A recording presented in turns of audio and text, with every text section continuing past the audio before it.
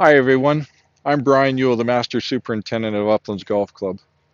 Today we're going to talk about the recent construction that we've done around our 8th hole, including removing a 30-plus-year-old bunker here on the left and now renovated to a more traditional bunker style in the 1922s with a flat bottom and grass face turned down, providing a challenging shot with a little bit further distance to the green.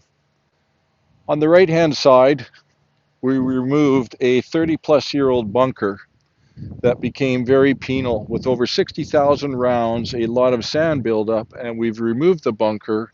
And in time, we're going to mow this whole right side out, very similar to the second hole, where we're going to have shortcut grass. Cut with a fairway mower, so you're going to have the option to putt up to the green or have a challenging chip shot. So the dynamics of this hole will change in the coming months.